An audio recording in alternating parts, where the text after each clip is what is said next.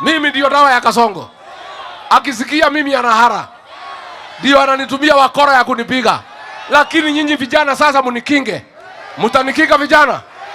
So before we start today's story, I take this time to congratulate Aisha Speed, the social media influencer, for coming to Kenya and support we gave him. Just want to say kudos Kenyans. So now back to the story of the day. It was supposed to be a peaceful Sunday morning, worship, hymns, prayer, and also reflection at the AIPCA church in Gatundu. But instead, chaos broke out. Teargas filled the air. Inside a place of worship, congregation members scrambling, women and elderly choking. So good people, police officers continues to throw tear gas to church members. Look at this, look at this, look at this, look at this, look at this, look at this. Police officers wanarusha tear gas. Watoto wapewe maji waone uso. Polisi wanarushia watoto tear gas. Very disturbing. Watoto waone macho, watoto waone macho. Polisi wanaendelea kurusha tear gas kwa church. We are in church at the moment at AIPCA in Gatundu South. Polisi wamerusha tear gas ndani ya church na iko na shule ya wanafunzi. Share and make sure William Ruto sees this bad habit. Anaongea kuhusu watoto na shule. Look at what he's doing. Very bad Watoto wanalia, wamerushiwa tear gas church. Na polisi wako nje ya church wanarusha tear gas ndani ya church. Look at this. This is very humiliating. Hii ni madharau. Watu wako church. Make sure you share until William Ruto is in Nyeri. Is in Central Kenya. Lakini hataki watu wengine waongee. Hebu angalia watoto wadogo wamepigwa tear gas for the first time. This is very embarrassing. Watoto wadogo angalia. Look at that. This is very much embarrassing. Otherwise, that is the information I have for now. Students are here. This church has a school. Wamerushia wanafunzi tear gas. Look at that. Look at that. William Ruto surely. Wanafunzi wamekufanya nini? Watoto wadogo wamekufanyia nini? And at the center of it all, the man who has started the political honest nest in Mount Kenya, the former deputy president Rigathi Gachagua, was his name. To his supporters, this was not just tear gas. It was a symbol, a warning, a silent message that the politics of Mount Kenya are no longer the same.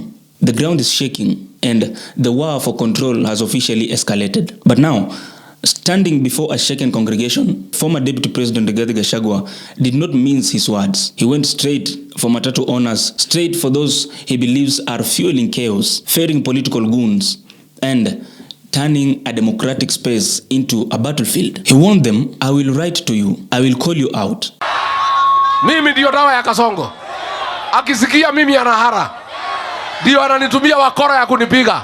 Lakini nyinyi vijana sasa munikinge. Mutanikinga vijana. Mukisikia Riggy G anakuja pahali munajipanga. Hiyo wakora akija munawatoa haraka. Na mimi nimeshukuru kwa watu ya Gatundu. Watu ya Gatundu walishika hiyo wakora, wakawanyang'anya miti ya jembe, wakawachapa na hiyo miti ya jembe. Akina mama walitoka na mapanga wakafukuza hawa.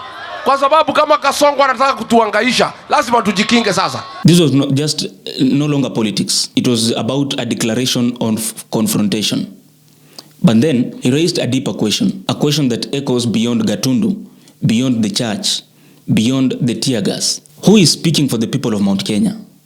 Because while Northeastern MPs were busy standing boldly together to defend a mall owner in Eastleigh, while communities elsewhere rally behind their own.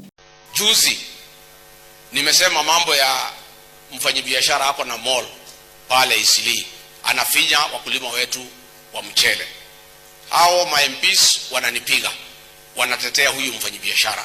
Lakini saa hii Garissa, Wajia, Mandera iko njaa. Watu wana chakula, ng'ombe haina chakula, haina maji. Hawaongei hiyo maneno ile inahusu watu ya Northeastern. Wanatetea mfanyabiashara moja kwa sababu wanachukua pesa kwake. Na mimi natetea wakulima wa mchele. Mimi natetea watu 1,100. Hawa wanatetea mtu mmoja. Lakini watu wa Garissa, Mandera, Marsabit hawana chakula, hawana maji, hawatetei. So mimi nataka kuambia hao viongozi, please talk for your people. Don't talk for one businessman ambaye anahangaisha wafanyabiashara. Hata wa Somali wafanyabiashara wamenitafuta. Huyu mfanyabiashara moja amewaangamiza hao. Amechukua biashara yote ya importation and supply. Amemaliza wafanyabiashara yote wa Somali rice traders. All of them out of business. Nao waheshimiwa wa Northeastern wanatetea huyo. Hawezi enda kutetea wananchi wale wako pale. But now, at the heart of it all lies the silent voices of thousands of farmers, coffee farmers, tea farmers, remember the milk farmers, and also avocado farmers. People who wake up before dawn, sweat in the farmers, and still struggle to survive. This is the group that Gachagua claims to speak for. But now the question is, are they really being heard, or are they simply being used as political shields? And as if that storm was not enough, another political bombshell exploded from Embu County. Embu Governor Cecily Mbarire and Mbarire North MP Leonard wa Muthende. Do you remember him? The guy of wa Muthende. He had a message for the man calling himself Mount Kenya Kingpin. A direct challenge. A political dare. And he said, if you believe you are powerful, if you believe you control the mountain, then come on, field candidates in the upcoming ward by-election here in Mbarire North. Let's see your strength on the ballot. Let's see your influence in numbers. And let the people decide. These were the words of Mbarire North. Sisi tunamwambia leta candidate tupambane kwa ground. Watalia tu vile walilia, wakasema wameibiwa. Of course it is the story you give when you have lost. But we are ready to face them again. In fact, leo tuko na nominations za chama cha UDA affecting 11 candidates, 7 in Evurore, 4 in Mumenje. That in itself should tell you that that is a party that everyone is looking at. Otherwise, we wouldn't be having that number of candidates wanting to run on the UDA party. Hao wengine wote wameenda wakachagua tu mtu. You just had pick, huyu ndio tunapenda. Munafanya hiyo ndio candidate wetu. Sisi we've done a proper election in every polling station. Today, Evurore and Mumenje, that is what is going on. After kushindwa nilisikia mwingine akisema chama yake haikuwa hapa. Sasa mimi nataka kusema hivi. Nataka kufanya invitation. Tunataka tukutane na hii chama inajiita ya Mlima, inaitwa ya DCP. Tuko na ward 2 hapa. Kuna ward ya Evurore, kuna ward ya Mumenje. Tafadhali usingoje kudanganya wa Kenya vile uko na Mlima na unaogopa kuja Mbarire North. Leta MCA asimame, leta aspirant wa DCP asimame pale Evurore ward. Mwingine umlete pale Mumenje. Ndio sasa wa Kenya wote wajue chama ya DCP ni chama ya kufikiria, haina sera, haina kitu na we